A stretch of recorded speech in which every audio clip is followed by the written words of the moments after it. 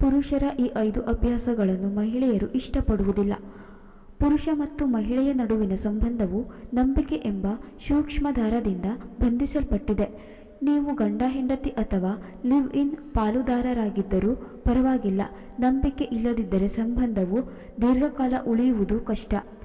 ಒಟ್ಟಿಗೆ ವಾಸಿಸುವ ದಂಪತಿಗಳು ಪರಸ್ಪರ ಸಂವಹನ ನಡೆಸುವುದು ಅತ್ಯವಶ್ಯಕ. ಇಲ್ಲದಿದ್ದರೆ ಯಾರಾದರೂ ನಿಮ್ಮ ಜೀವನದಲ್ಲಿ ಏನನ್ನಾದರೂ ಮರೆಮಾಡುತ್ತಿದ್ದಾರೆ ಎಂದು ಭಾವಿಸುತ್ತಾರೆ. ಕೆಲವೊಮ್ಮೆ ಹುಡುಗರು ಸಹ ತಪ್ಪುಗಳನ್ನು ಮಾಡುತ್ತಾರೆ, ಅದನ್ನು ಒಪ್ಪಿಕೊಳ್ಳಲು ಬಯಸುವುದಿಲ್ಲ ಮತ್ತು ಹಠಮಾರಿತನದಿಂದಾಗಿ ಸಂಬಂಧವು ಮುರಿದು ಹೋಗುತ್ತದೆ. ವಾಸ್ತವವಾಗಿ ಪುರುಷರು ಕೆಲವು ಕೆಟ್ಟ ಅಭ್ಯಾಸಗಳನ್ನು ಹೊಂದಿದ್ದರೆ ಮಹಿಳೆಯರು ಸಹಿಸಿಕೊಳ್ಳುವುದಿಲ್ಲ. ನೀವು ಕೂಡ ಇಂತಹ 5 ಅಭ್ಯಾಸಗಳನ್ನು ಹೊಂದಿದ್ದರೆ ಹಿಂದೆ ಈ ಸ್ವಭಾವವನ್ನು ಬದಲಿಸಿಕೊಳ್ಳಿ. ಇಲ್ಲದಿದ್ದರೆ ಸಂಗಾತಿ ನಿಮ್ಮೊಂದಿಗಿನ ಸಂಬಂಧವನ್ನು ಶಾಶ್ವತವಾಗಿ ಮುರಿದುಕೊಳ್ಳಬಹುದು.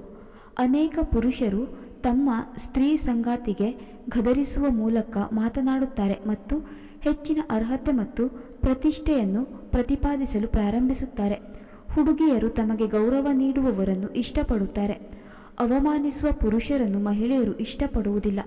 ಹೆಚ್ಚಿನ ಪುರುಷರು ಶುಚಿತ್ವವನ್ನು ಇಷ್ಟಪಡುತ್ತಾರೆ, ಆದರೆ ತಮ್ಮನ್ನು ತಾವು ಸ್ವಚ್ಛವಾಗಿರಿಸಿಕೊಳ್ಳುವ ಬಗ್ಗೆ ತಲೆಕೆಡಿಸಿಕೊಳ್ಳುವುದಿಲ್ಲ.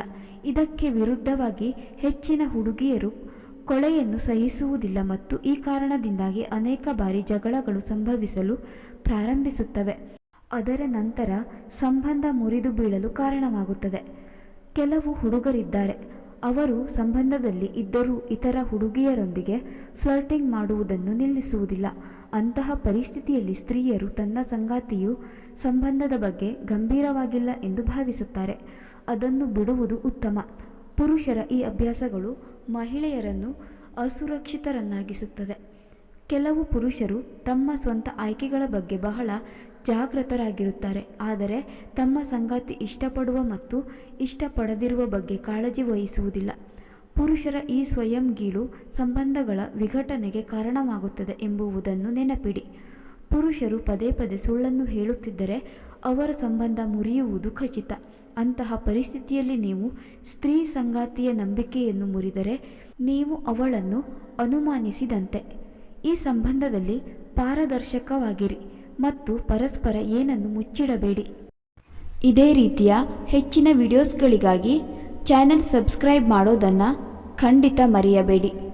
ಕೇಳಿದ್ದಕ್ಕಾಗಿ ಧನ್ಯವಾದಗಳು.